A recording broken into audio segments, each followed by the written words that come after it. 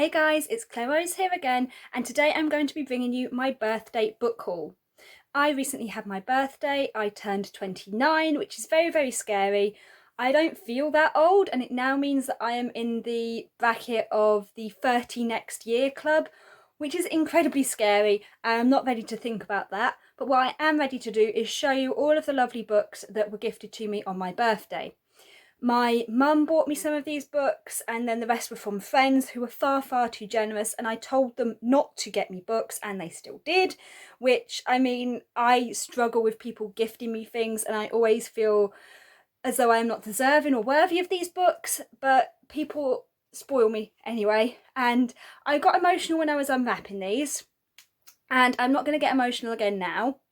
And while I was unwrapping them, I was a bit overwhelmed, and I may have mixed up the cards that were with some of them.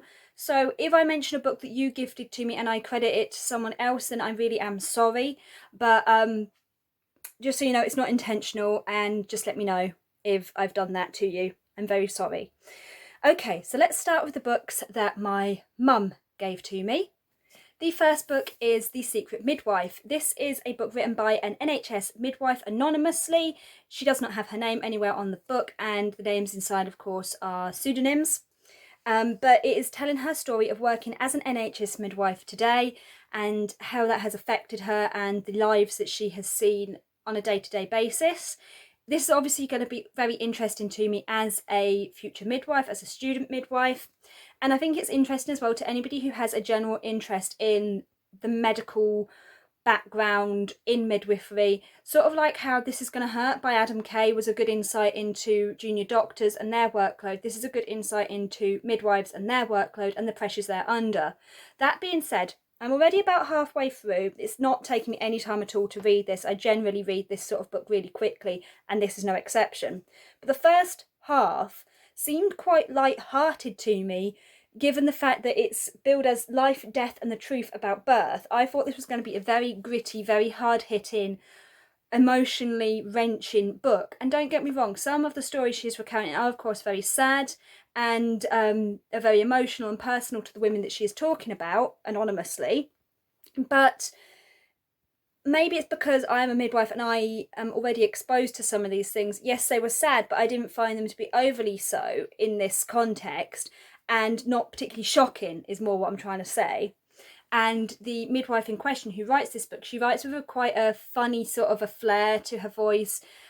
She's very readable when she's writing, and the way she's talking about it, she writes as though it's quite an upbeat memoir. And then the bit that I've just read a chapter where things got very serious very quickly, and it's looking at the blame culture within the maternity services, and how even though in this situation, this scenario that you read about, the doctors were clearly the ones at fault, or they were from this point of view, the midwives are the sort of the ones getting the blame for it at the end of it. And that is something that's very emotional, and that really got to me. And obviously when it has a tragic outcome, does it even really help to shift the blame around?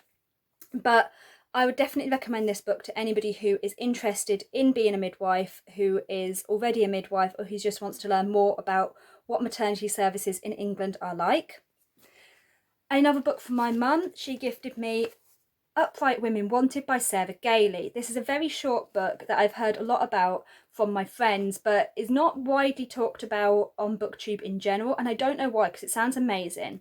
It's set in a dystopian future of the US, where things have gone back into sort of like Wild West era, and there are cowboys and there are cowboy librarians who go across the wildness of America in their book wagons, spreading books and literature, but they are also part of the resistance against the corrupt government. The main girl in this story stows away to become part of one of these library resistance caravans, and there is queerness and cowboys and librarians, and what more could you ask for? Can't wait to read this. And then the final book from my mum, she would have gotten me many, many more books if I let her, but I didn't, and that is Eat, Gay, Love by Callum McSwiggan. Funny book with a funny title.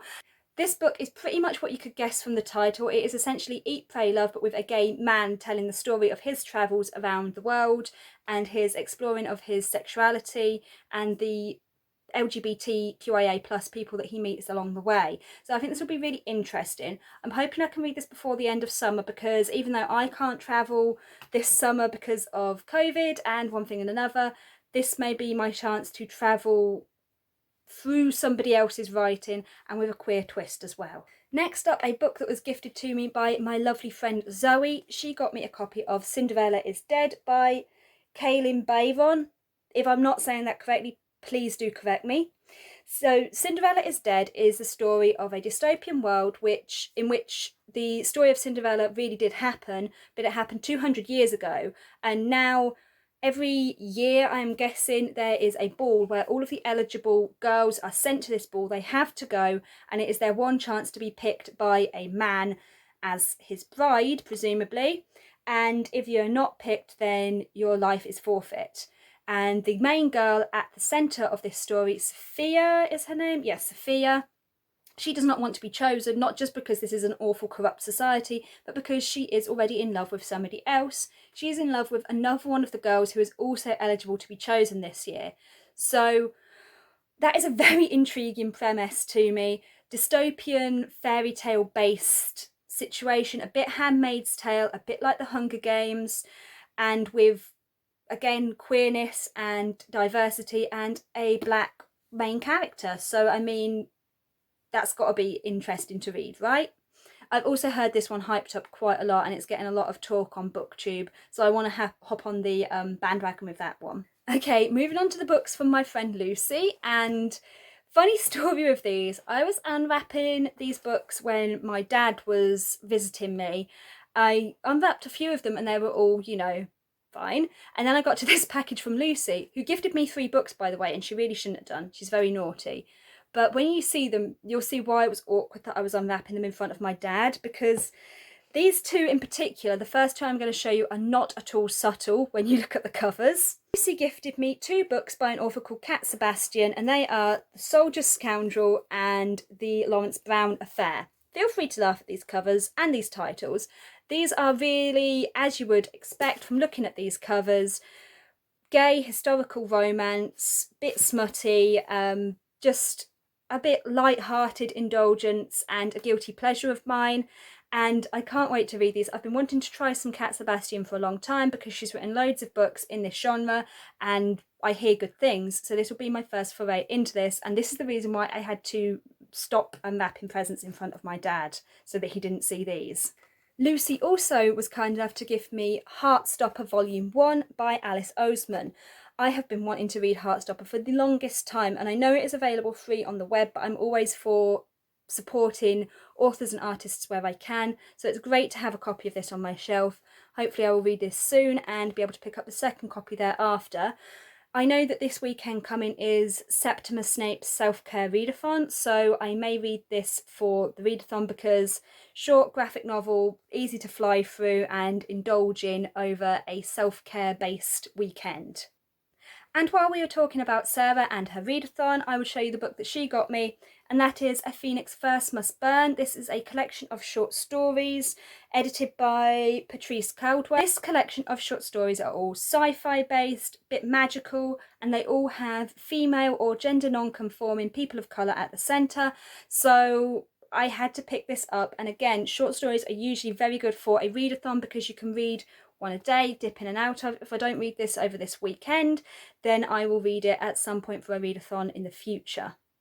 The next book I was gifted is from my friend Vicky, and that is Summer of Salt by Katrina Leno. I have not read anything by Katrina Leno before. Has she? She's written a few other books, but I've not read any, and this one has been talked about so much on BookTube. Everybody has already read this apart from me, and I feel I am missing out. There is queerness, there is magic, there is witches, and there is a female-female love story at the centre of this book, and I have to find out about that as soon as possible. What with the whole island setting and the sea, again, this could be a really great summer read. I'll have to let you know about it when I've read it. Where I'm a little bit unsure about the tags and whether I'm attributing these to the right people, but I believe The Graveyard Book by Neil Gaiman was gifted to me by my lovely friend Jenny, and I think this is the one that came without a tag, so I'm sorry if I'm getting things mixed up here. But yeah, you guys know I love Neil Gaiman. This is one of the few Gaiman books that I do not own and have not read, and I feel that I need to complete my collection and to have a more solid opinion on all of Neil Gaiman's books. And also, with this being a shorter, more middle grade aimed book, or aimed at a younger audience certainly, then I should be able to get through this fairly quickly. I may save it until a little bit closer to Halloween, because with the graveyard and the more spooky feel, I feel it may fit in well there, particularly if I take part in any Halloween themed readathons such as Spookathon. That would be good, and I think a good pick for that. Finally, a gift from my dear friend Lisa, who has given me Tell Me How You Really Feel by Amina May Safi. Again, if I'm saying that wrong, let me know. I want to be corrected so that I can help better myself here. Another one that's been talked about a lot and has a lot of hype in the LGBT bookish community. This is a love story between two girls at high school. I believe they are seniors in high school. They have never really got along before now, because right back at the beginning of high school, one girl asked the other out and she thought it was a joke. She thought she was being made fun of, so she rejected the other girl. But the other girl actually really had feelings for her, and now the main girl, who was the one who rejected her, she's making a film, and she realizes that this girl, who is a cheerleader and is very, very popular, will be the perfect example for her star in this film. But that means they of course have to work together, and their relationship grows closer. So sort of like an enemies or rivals to friends to lovers. Adorable. I can't wait for this. This is just everything I need in one book. And again, I read contemporary quite quickly, so I don't think it's going to take me very long to get through this. So, these are all of the books. Oh, one of them's back to front, but I can't reach it to turn around. But these are all of the books that I got for my birthday. There are far too many. Now, I need to pose for my thumbnail. Let's try and turn them around without dropping them. Careful, careful, careful. I just wanted to take this opportunity to say thank you to everybody who gave me books, everybody who gave me gifts in general for my birthday. I also had some very generous gifts from other friends that I've not mentioned in this video because they weren't bookish related, but they're still very much appreciated. And birthdays are always a bit of a difficult time for me, and these gifts really made the day special. It really helped lift my mood and brighten my spirits, and it has given me something really fantastic to look forward to, all of those books that I can't wait to dive into. If there are any of these books that you think I need to get to soon, either because you have read them yourself and you really enjoyed them, or you've just heard a lot of hype about them and want to know my opinion, let me know in the comments down below. Please don't forget to like, comment and subscribe if you have enjoyed this video, and I will see you again soon. Bye!